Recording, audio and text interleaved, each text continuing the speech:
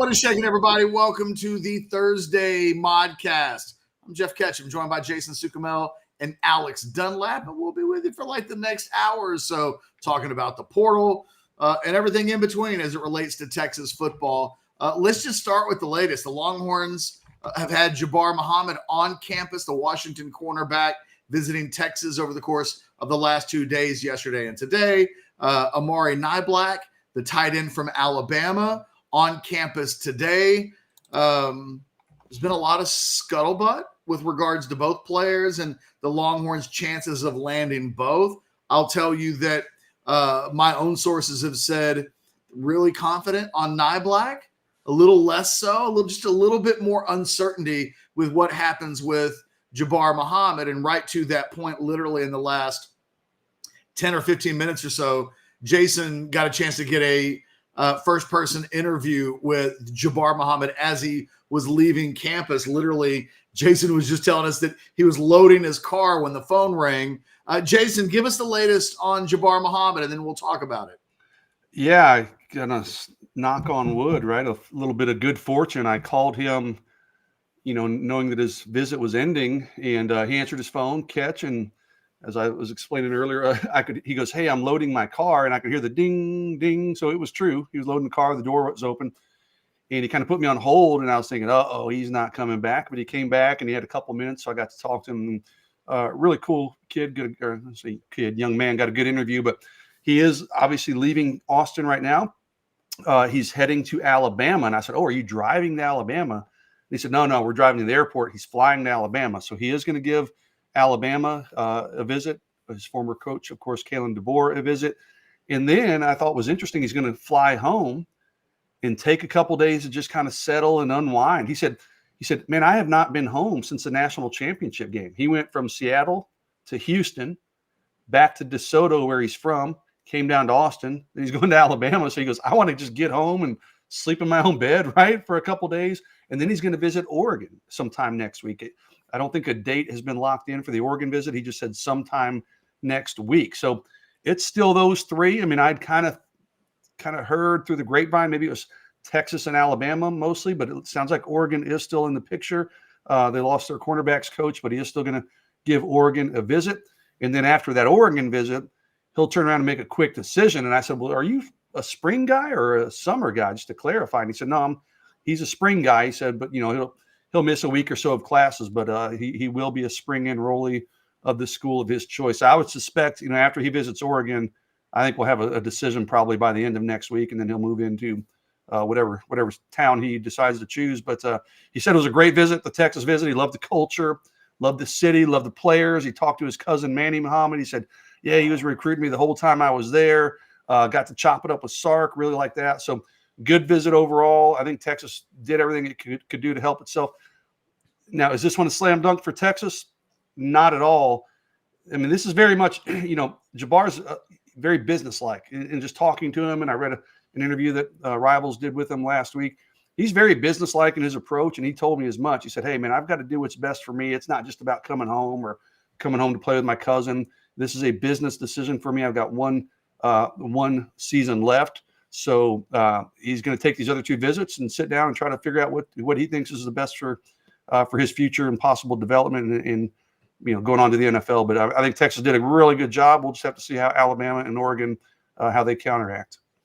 Yeah, Jason, the one thing with these visits is that, and I think Texas would have been hopeful that they could have shut down the visit to Alabama, and that, when it comes to the portal, getting the first visit is oftentimes the one you want to have.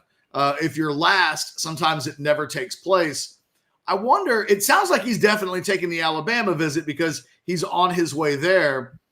It'll be interesting to see what happens when he gets home with a day or two to kind of sit on Texas and Alabama, whether or not he still takes that Oregon visit. But I think the main piece of news to take out of that is that we're probably going to get to the weekend with him, right? It'll be a Friday, Saturday visit at Alabama. I guess technically he'll show up today, right? So yeah, if he flies in tonight, if he doesn't meet with the coaches tonight, which I wouldn't think he would, his visit would start Friday, so he'd have through Sunday. Yeah. So this is probably going to go through the weekend.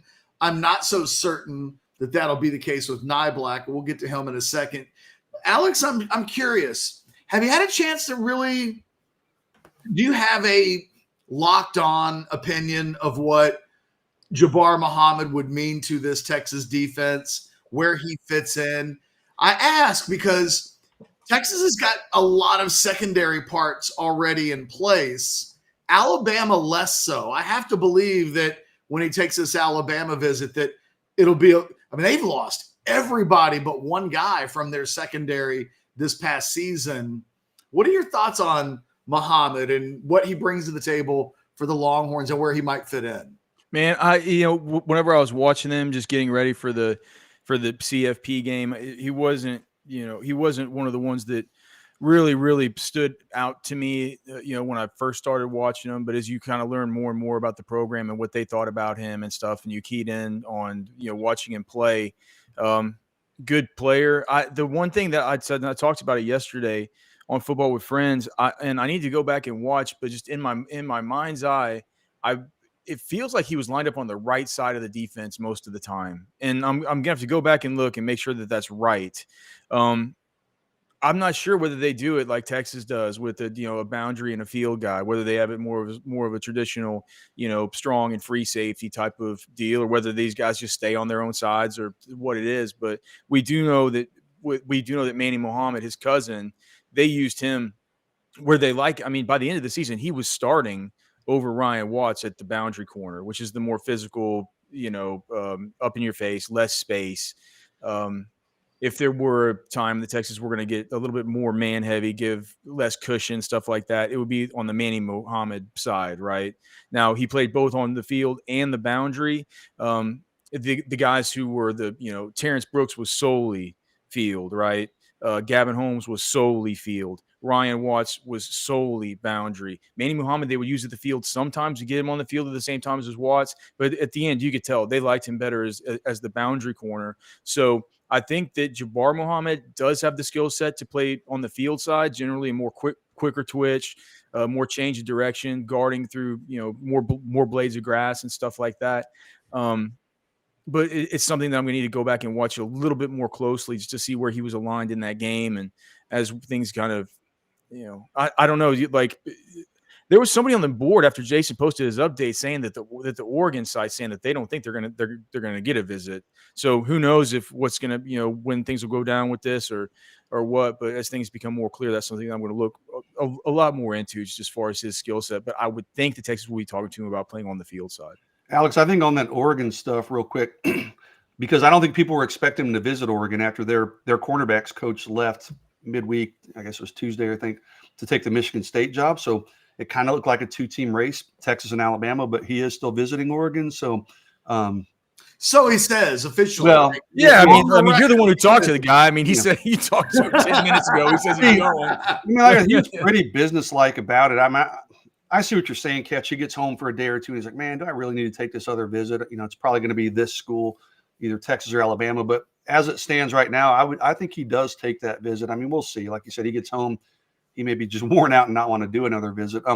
In a little bit to your point, Catch, and him as a player, I was talking to our Alabama rival site after I talked to Jabbar. I called them. I said, hey, FYI, he's still coming. That's very decent of you, by the way. Well, thank you, but I didn't have time to text it because I'm listening. I got to get this written up and we got to do a video, so I'm just going to call you.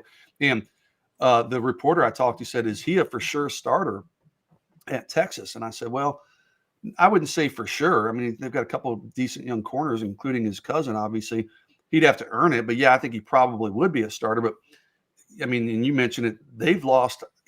I don't know if this is true, but he said they basically lost all but like one member of their secondary or something. So he goes, he would walk into Alabama, no questions asked, be a starter.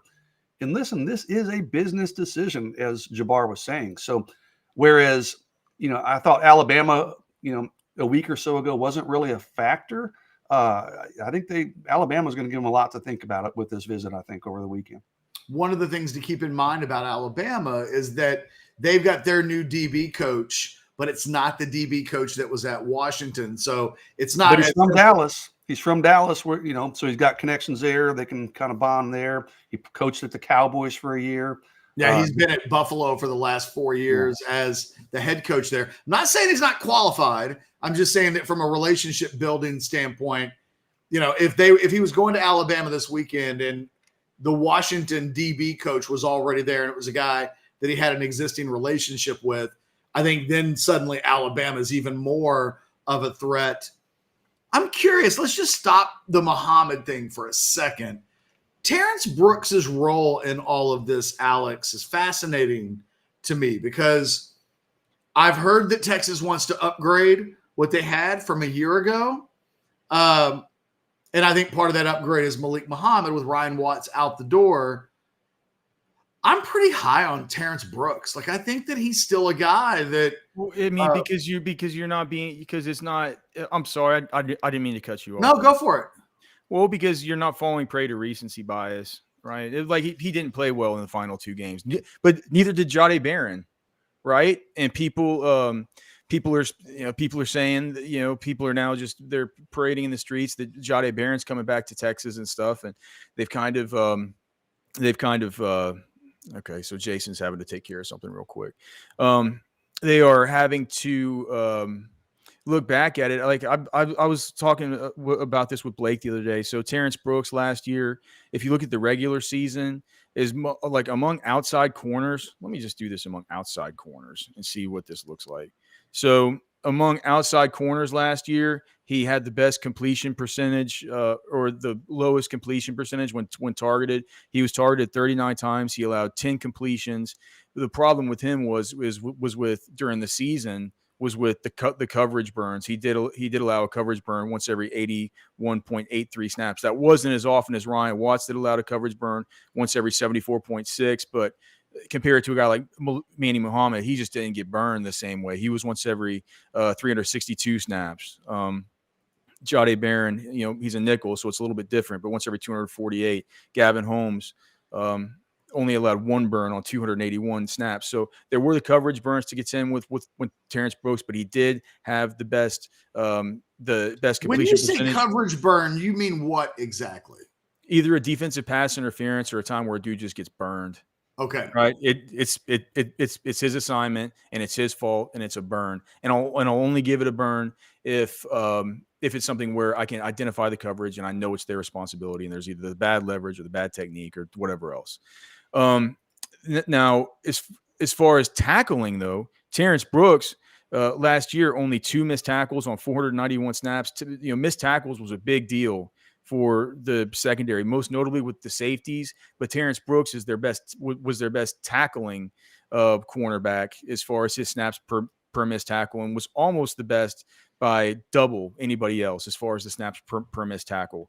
But I think what people remember is, and I'll have to look at it so in the Big 12 championship game, let's see, Terrence Brooks in that game, he was thrown at 4 times. He had the PBU, but he did have the bad coverage burn in that one that everybody remembers. And then in the Sugar Bowl game where nobody looked good, right? But he was thrown at 4 times. He allowed 2 completions. He had 2 separate coverage burns. So what people are remembering is the last 2 games of the year where he was burned 3 times through those 2 games. But, Ryan Watts was also burned twice in that game. And nobody looked. I mean, Jahdae Barron was thrown at 7 times. He allowed 6 completions. Manny Muhammad in that game was thrown at 4 times. He allowed 3 completions, right? It's just, Ryan Watts allowed 100% completion percentage and gave up 2 coverage burns and had some kind of other penalty. So I agree with you. Terrence Brooks isn't, he's not chopped liver. He was burned too much last year, but best completion percentage when clearly targeted among the corners, best tackling corner, good player, and I think that I think that it's the recency bias that says that this guy would definitely not be. I'm with you, Catch. I think that if Jabbar Muhammad were to come here, I think that it would only be right for him and Terrence Brooks to at least kind of platoon that thing on the field side to start out, right? Out of respect for what he's done so far. Except they've got to be telling Muhammad they're not going to get Jabbar Muhammad if they don't give him some real strong verbiage with regards to you're going to be a starter for us. Well, and if you look at it, don't you think that he kind of would be? Well, that's kind of what I was kind of getting at, which is if Muhammad comes to Texas, I think there's a sense, given that he's an all Pac-12 player this year, second team, I think there'd be, I think looking ahead, there'd be some thought that he would be an all SEC level player for the Longhorns at cornerback. But it's also the kind of thing that I think he's more certain. But we're at the point in Terrence Brooks' career where I personally would expect this is about the time he makes that kind of leap. I've always had expectations that Terrence Brooks would eventually turn into a real high-level corner. Mm-hmm. I think he's somewhere between. I think he's really good, but is he high level yet? Probably not. I wonder what this does potentially to the development of Terrence Brooks, where he would sit with this. Because I look at the secondary right now, and it seems like at safety, it seems pretty easy. Derek Williams and Andrew Makuba will hold down the safeties. Jahdae Barron's there in the slot. We know that Malik Muhammad is about to elevate and become a full-time season-long starter at cornerback. So there's this other spot. And if Jabbar Muhammad's not there, right now it's Terrence Brooks. Now, there could be competition with the likes of Kobe Black and some of the freshmen that are coming in. But Jabbar Muhammad is a completely different kettle of fish. And I think he then becomes the guy over Terrence Brooks. Yeah, I think that to start, they probably tell him that, but I think to start, I think that you're right. I do think that for the first spring practice, it would be some kind of platoon with those two dudes that would just eventually for one spring practice, man. Until the media gets out. I mean, that's how they kind of. Who was it? They did that with somebody else last year, Alex. Who was it? We're like, oh gosh, it's always. We're like, we know that guy's going to be your. Right. Was it Luke Brockermeyer or something's out there with? Yeah, I don't remember. Was it? One of the receivers or something? We're like, we know that dude's going. Might have been Jet Bush. So they might do it for a practice or two, but no, they're not. They're not bringing. Texas is in a. They're in a position. These portal guys they're bringing in. They're not bringing them in for depth. I mean, they're bringing these guys in to be starters, man, and that includes the tight end. Makuba, you talked about. I mean, the receivers, all of them. So I kind of think it includes the linebacker. I tend to agree with you, Alex. Mm-hmm. No, I mean, I just got done watching him. Like I wouldn't watched a bunch of him. He's actually kind of good. He's a little stiff, but he's pretty good, man.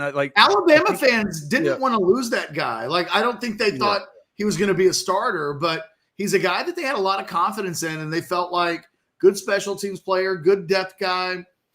The thing that they've got that it's one of the few things right now that Alabama's definitely got that's ahead of Texas. They've got two linebackers that they feel like are going to be early NFL draft kind of guys. And that's what he's been buried behind. Yeah, 30 and 32. Campbell and Lawson. Yeah. Yeah. Those guys are good. Yeah. And so, he's trying to make the same business decision that Jabbar Muhammad has. He went and visited Ole Miss. It's funny, Jason and I were talking about, I think this would have been on the Modcast, either on the recruiting show the other day or on the Modcast. I can't remember, but we were talking about the linebacker situation at Ole Miss where they just had a bunch of guys portal in, and it probably was going to be a free-for-all. It's not quite that at Texas, but I do wonder what that battle looks like. The only thing I feel like I know is that Anthony Hill is going to be on the field a lot. I think outside of that, I'm a little bit of a shoulder shrug. Is it definitely going to be David Benda? I mean, Alex would be the first one to tell you as the season went along, Benda played less and less reps as Anthony Hill started to play more and more reps. Replacing Jalen Ford, who basically is on the field all the time, I'm a little fascinated by how they go about doing that. And either they they ask more of Hill, and thus they need more out of Benda, or Blackshire. Thank you. I got too many names in my head. Yeah. Or it'll be interesting to see in the spring how that unfolds from a personnel standpoint. Whereas I think in the secondary, I can close my eyes and see where all the pieces are. It's not quite as locked in for me. I was told last night there's still hope that the Arizona linebacker who Travis thinks is overweight.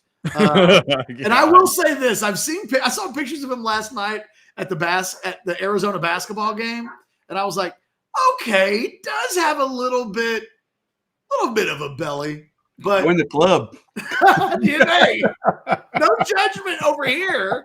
But I think they absolutely would take him, whether or not they took Blackshire or not. Jacob Anu is a guy that they would have an interest in if he entered the portal. We'll see. Like I haven't been told that he definitely is. Arizona people seem confident that is kind of solidified itself. But boy, I don't know how you could be confident at Arizona.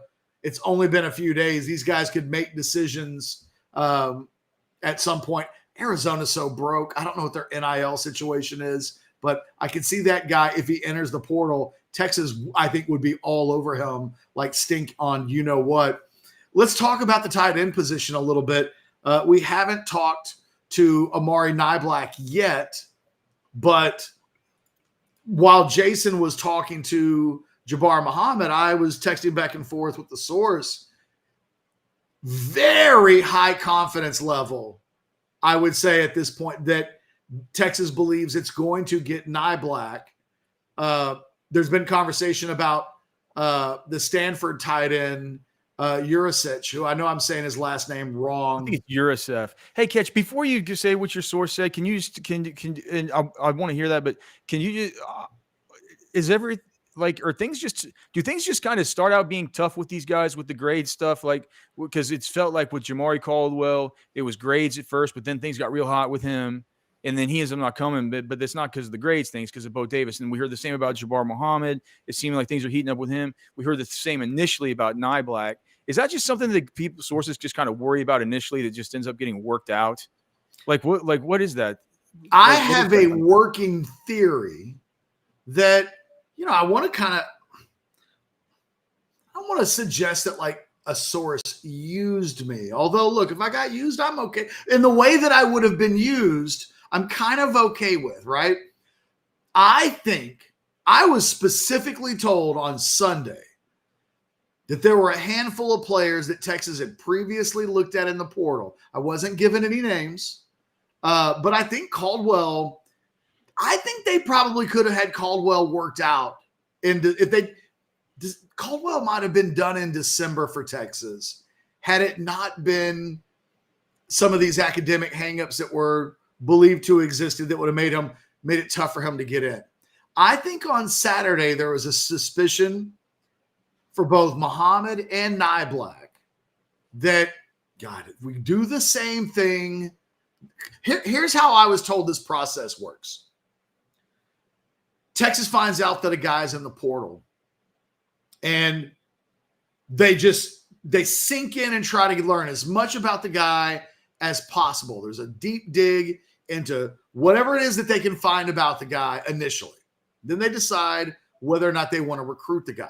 Then they start to recruit the guy. And then once they get to a point where there's mutual interest, that's when they send transcripts and stuff to the school. So it happens later in the process than, and I understand why, right? Like, you're not having your academic people look at transcripts and stuff of guys that you're not going to be bringing in. Right. Yeah. It's got to get to a point where you think we might get this guy in, and then they begin the academic stuff. And then they get to the academic stuff, and there's no control whatsoever. They hear back, we can't. This is what kind of the issue is. And I was told they missed on a few players that I wonder, sometimes on these issues, you just want the problem to get out into the light of day. Like, hey, we want guys, but we're having some problems. And maybe the best way to not have problems is to have it posted on Orange Bloods that there's some academic stuff that has to be worked through, because it's going to be seen by the people who care about Texas football. Maybe even a guy like Eltai sees it and is like, wait a minute. Yeah. What do you mean we're not going to get the starting tight end and the starting cornerback that we want because of whatever's going on? All I know is on Sunday, it was expressed to me by somebody that I absolutely trust. And it was unsolicited. This particular piece of information came my way, and I wasn't digging, right? There's sometimes like I just contacted a source. I reached out to him. He answered my questions. In this particular case, this was just, and it might have been partly because of a conversation we've been having the day before, but like it came my way, and all I know is it suddenly doesn't seem to be an issue. And I just wonder if flashing a flashlight onto a potential roadblock is the thing that needed to happen in order to get the roadblock out of the way. Just my suspicion, because I don't have a great answer otherwise for your question, which is on Sunday there seemed to be issues, and today there's not. And my theory in my head is that inadvertently that reporting may have done some good with regards to getting some of this stuff down the road and processed, because I don't think Texas wants to be, I don't think the powers in charge at Texas, it was different a decade ago, but I don't think the people in charge of the university right now want to see the football program not win a national championship because they were a little too difficult with regards to getting players in. Then it's already happened a few times. I think there was a little bit of like, come on guys, work with us a little bit here. We keep saying please, you keep saying no. Well, as it relates to Niblack and Muhammad, it just doesn't seem to be an issue anymore. When I've asked about it, I have tried to figure out what happened, and I haven't completely gotten full answers on that. We'll see. I think the thing with Niblack that's really interesting is that I've watched the way they've been collecting wide receivers, Jason, and I've thought, well, okay, there's some acceptance that the tight end position, maybe less 12 personnel next year. Maybe we'll see more true four wide offensive looks next year. Things that we haven't always seen a lot of. I'll go to Jason, to Alex as a follow-up here in a second, but because I know he's got the percentages of when they were in certain packages and stuff like that. The Niblack thing, and that's so recent, that only happens if Saban does what he does. Otherwise, Niblack is staying at Alabama, and maybe they're going after the Stanford tight end a little bit more, but it's clear, Jason, that Niblack is the guy that they prefer in this head-to-head tight end matchup. And the early word as of I guess in the last hour with Niblack is there's a lot of confidence that they're going to get that one done. Well, there was a report earlier in the week that the Stanford tight end was going to visit at some point, right? And they but no dates. That always is a red flag for me whenever it's like so-and-so is going to visit at some point. But that's what they said about Juice Wells too, that, he's going to visit. Well, when is it? Oh, at some point. But they didn't waste any time in actually getting the Niblack visit set up. So that tells me he's probably viewed as a bigger priority, and I think this one might move pretty quickly. I'm going a lot off of your sourcing. I'm on my third phone number for Niblack, and none of them work so far. So I don't have great intel on that one just yet. So, but bringing him in, it sounds like with a lot of confidence, coming in with, I think it's his mom and a brother or something. He's bringing family with him to come in for the visit. So, this one could move pretty quickly, we think. So, I've got to work on my instant analysis probably as soon as we're done. I got War Room to do, and then that's on my agenda for either tonight or first thing tomorrow morning. So hopefully it doesn't pop tonight. But yeah, for sure.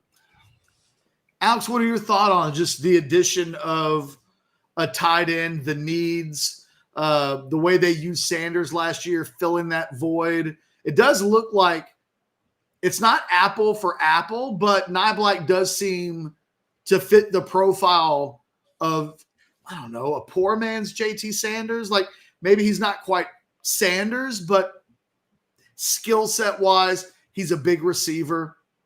In fact, I think in the Rivals database, he was actually listed as a wide receiver, as a prospect.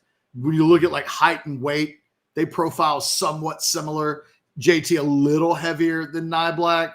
I know I listened to you and Blake, I think it was yesterday on Football with Friends, talk about both guys. Blake's a big fan of Niblack, right? No, he's a bigger fan of USF. Oh, really? Okay. Yeah. Jurasic. Whatever. I don't know. It's I've just. What's his I'm name? the only one that's seen Jurasic. this film. Jurasic. Come on. I gotta keep remembering. He sounds like a vodka. Sick. I want to see the number of just look. He's a good player, man. I like him because he's in his fourth year. He's been a really solid player for Stanford, and I love the way they use him both in the backfield and down the field. He's also been banged up a lot at Stanford, which is one of the reasons why he's not gone on and just made himself available for the. I mean, he's got a lot of tread on the tires for a college player at that position. Super productive. From what I've been told, though, there hasn't been a lot of like second thoughts about this. They really prefer Niblack as the options. I think they're going to get that done, and I don't think there will be another visit from a tight end. You'll know that things I think have gone sideways for Niblack if they bring in the Stanford guy for a visit. How did he say Not it again? exactly. You're a sec. Yeah, I've already forgotten. I don't remember. You're sick. You're I was close. You're a son. You're Yeah, it's not UNICEF like Alex said. yes. You want a ringing endorsement for Niblack? When I told you I called the Alabama reporter before he went live, he said, "Oh, he's a better player than Jaleel Billings." I said, "Well, I sure as hell hope so." Catch, you asked earlier about maybe some, more 4 wide receiver sets. I was, they didn't run any in 2023. I'm like, if they run a 4 wide receiver set since Steve Sarkisian, a true 4 wide receiver set, not where there's a tight end in the slot, not where there's a running back out wide. They've not done that once since Sarkisian. Never once. Yeah. So just interesting. But it's just interesting looking back too, as far as the 11 versus 12 personnel. And so to their first season, they were 51% 11, 38% 12. The 2022 season, they were actually 44% 12 and 38% 11. And this year it flipped back to more 11, 50% 11, 40% 12. And the reason why there's that 10% extra percent left over is because they did so many extra 2-back sets this year. But anyway, if you just, man, do you remember? So Niblack's 84, right? 84. Yeah. Do you remember the play versus Texas? And he was aligned inline on. He was attached on this play wherever he got open behind Jalen Ford and caused 4 missed tackles on 1 touchdown spree.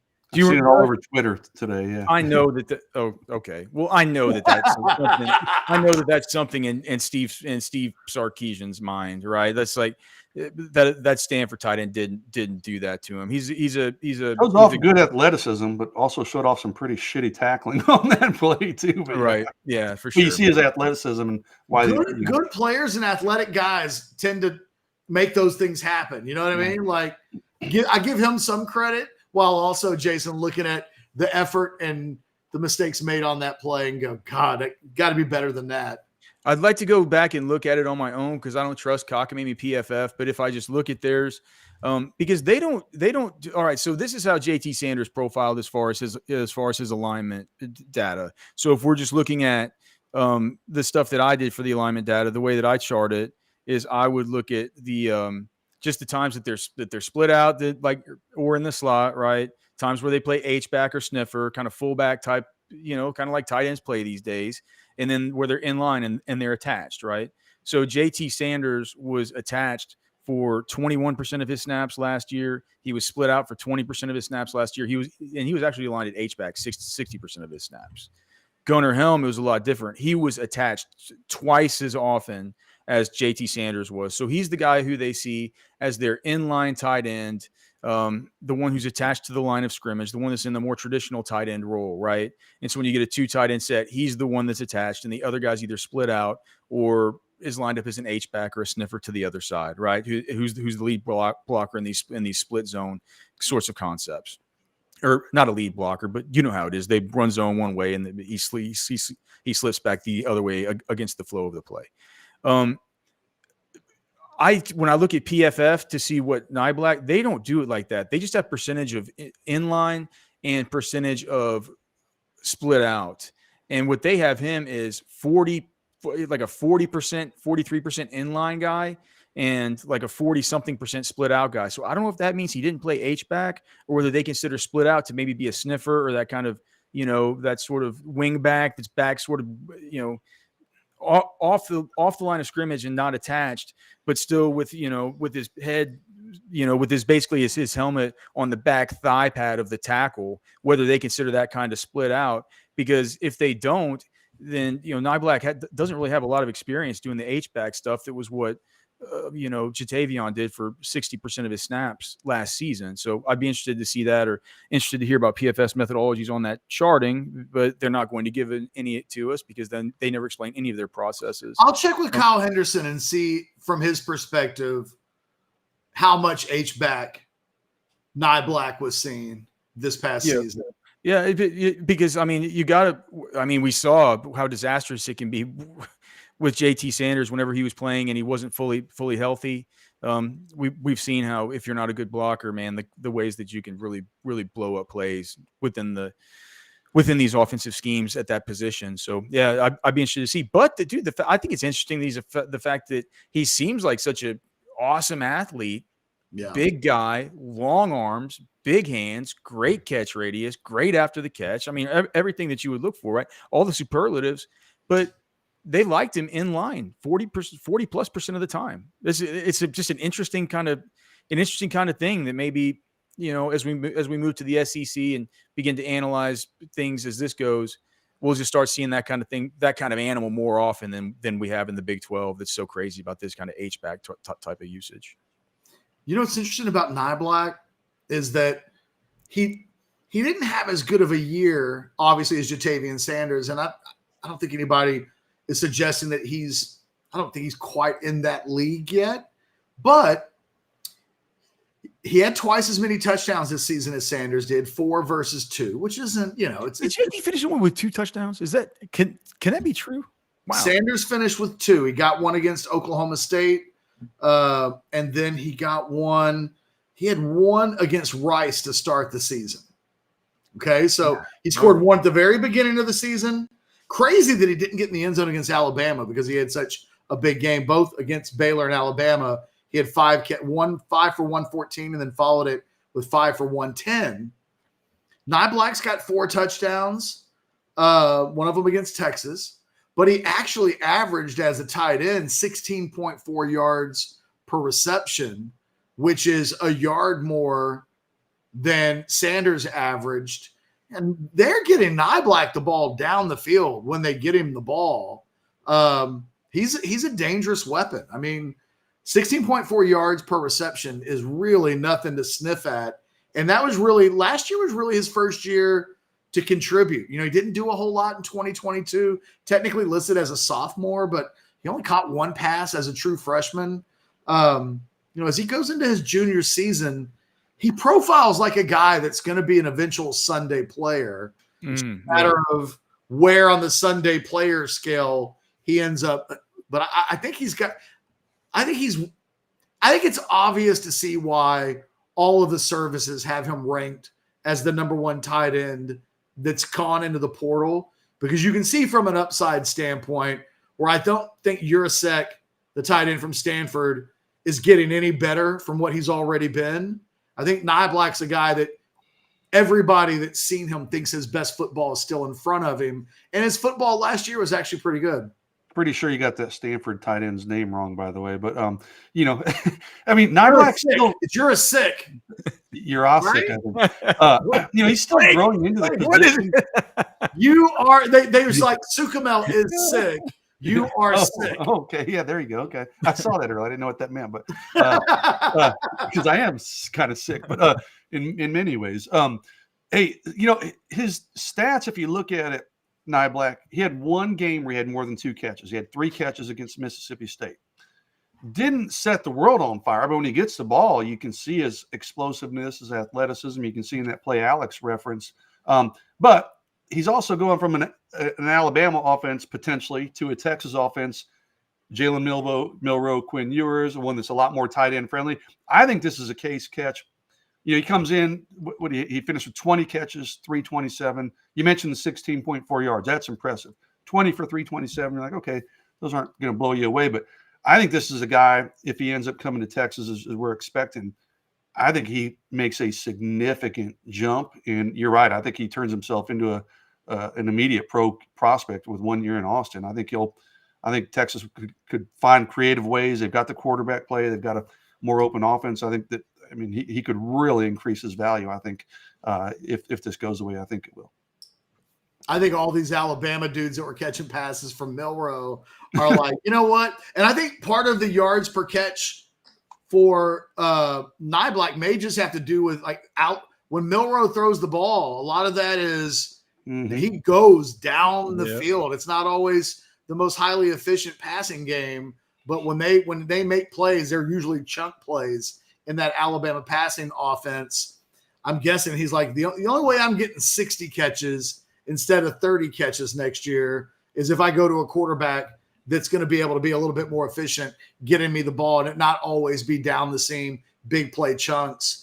He had 20 catches last year. He may get damn near that many on tight end screens in this Texas offense. He'll get half of that amount just in tight end screen passes probably. Alex, I've talked to myself as the days have gone on. Maybe there's just confirmation bias in this. I think he has a chance to end up being a sneaky, really important addition when he comes into the fold. I don't know what percentage of Sanders he can replace, but he can replace a chunk of it. And you and I know, man, we all three of us know that when you get once you get past Gunnar Helm and Sanders at the tight end position on the current roster, I don't know where the hell the help comes from in terms of making plays in the passing game I don't know what we're talking about with Juan Davis in terms of him being able to contribute. So they need two. They like to play with two a lot. I wasn't really seeing how that was going to happen much in 2024 from a personnel usage at this point. Because it's like, God, are you going to take Matthew Golden or one of these wide receivers off to put Juan Davis on? Are you playing 10 versus 11 at that point?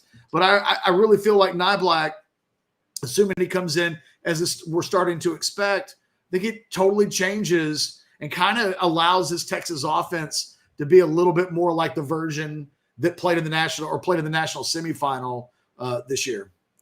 Well, you said, can he, what kind of replacement can he be for JT Sanders? And then you mentioned earlier that JT Sanders had the 2 touchdowns last year. And look, I understand he had the awesome clutch plays where he would make the one-handed grabs and do this stuff where you're just like, oh my gosh, he's like, this guy's a complete animal. Like JT, don't hurt him. Like I remember screaming that in my TV numerous times this year. But do you know what I think JT Sanders might have brought to the offense more than anything else is just the threat of JT Sanders, right? What he did to open things up for the other guys. And this is a similar type of player with similar type athletic gifts. And so it's almost like, it's almost like if he can just represent somebody who can do the same kinds of things on a football field that JT Sanders did, the offense can probably move forward seamlessly in the same way. Jason, real quick, we'll move away from Sanders and Niblack and Sanders too, but Niblack and Muhammad. Let's talk about the junior day before we wrap things up. Actually, if you're watching right now, I don't know if it's been completely set up. Yes, it has. We will be posting a new Orange Bloods promo from now through the weekend. If you're not on orangebloods.com, shame on you. But we will have a promo out, Hook'em 24, that will go in nicely with the junior day this weekend. Jason will have wall-to-wall coverage on that. Give us a little bit of a preview of what the major storylines for you are going into this weekend. Well, yeah, I'm not going to go name by name because there's so many names. Like, seriously, we'd fill up the rest of the Modcast with it. The storylines, this is probably, I'm just looking at the guys who have confirmed with me. Okay. There's other guys who haven't responded or whatever that will probably wind up showing up, but this is going to be maybe the biggest junior day in terms of talent that I've seen in Sark's days here in Austin. And there's been some pretty talented ones. Jordan Davison's the nation's #1 running back out of California. He's going to be there. Tiger Ryden. I mean, some really good receivers. We're talking about tight ends. They've got 4 really good tight ends coming in. I mean, a bunch of offensive linemen. I don't want to just sit here and rattle off names, but there's also some 2026 players, really good players coming in, some that have offers, some that don't, including a Rivals 100 quarterback out of Florida that will be coming in. It's just going to be a loaded event. And we talked about it on the recruiting show on, was that Monday, Tuesday? When did we do those? I don't remember. Monday and Wednesday. Monday. Okay, it was Monday then, I guess. But, I don't know that I'm going into this junior day expecting a windfall of commitments. That's just not how this staff operates necessarily. Might they get 1 or 2? Possible. It's very possible. But, it's not like we're going to see 10 commitments come out of this deal. But I think Texas is going to have an elite grouping of recruits on campus. I think they're going to really help themselves. In fact, Adam Gorney is our Rivals national recruiting analyst. He sent me a DM this morning. He said, "Hey, can you send me the junior day list?" And he sends that to every site when they're having a junior day. So he sees these lists all the time. I sent him the one that I've got compiled, and his response was, "Holy shit." So, I mean, it's going to be an action. A lot of guys down there. I'm going to be out there running around like a chicken with my head cut off, trying to get as many interviews as I can. And honestly, it's going to give me content probably for the next month. But, it's an impressive slate of guys that are expected to come in. I'm not expecting a ton of commitments. So don't hit the panic button, everybody, when it's Saturday night at 8:00 and there haven't been any commitments. But I would expect Texas you'll hear a lot of positive reviews coming out of the weekend for sure. Have you watched Jordan Davison? Yeah, from out of modern day. So we have. Have you watched his huddle? Yeah. He's pretty good. He's pretty good at the game of football. Yeah, I mean, gosh, and it's. I mean, to get him. I mean, the way Tashard Choice has that running back room stacked up, and I mean, he was looking at going to Ohio State or Texas this weekend. He wound up. He's a weird runner with the way, like he runs like he's a little bit like lumbering and a big back that'll run you over, but then he just turns it on. It's crazy. He's an interesting. He's a great player. Modern day makes it look pretty easy sometimes too, but he's the number one running back in the country for a reason. But I mean, I like Texas's chances there quite a bit. I mean, Ohio State's not going to go away. Ironically, it was probably Texas, Ohio State, and Alabama. I think Alabama probably dips down a little bit now, but I mean, I would probably put Texas in the driver's seat for Jordan Davis, and I don't think he's going to announce anytime soon. But maybe we get to the summer or something, we might be talking about him adding his name to the Texas commitment list. You think Texas is in the driver's seat for Jordan Davis? Yeah, it's been. I think it's been Texas and Ohio State. He was kind of going back and forth this week on which one he's going to visit. Obviously, he's coming to Austin. I think this is maybe his 4th visit to UT, Alex. So, I mean, he's on his own dime, mind you. I think Texas is in a really good spot there. Man, the thing about Jordan is there's been some conversation that he could reclassify. I don't think that's happening. Has there been an update on that at all? Like, I know I'd heard that was going to be the can on that was going to be kicked down the road until this spring, and that if he reclassified, it might be something that happens late. That I'm curious to see what happens there. Well, I guess he could still do it and enroll in the summer. He wouldn't be a midterm guy. He was always going to be a guy that would just show up in the summer if he did. That was talked about a couple months ago, but I haven't heard anything new about it. And he is visiting. I think he's obviously Texas this Saturday. Next weekend he's going to A&M. So, A&M I'm sure will make a good impression, but they've got a lot of ground to make up coming into these visits.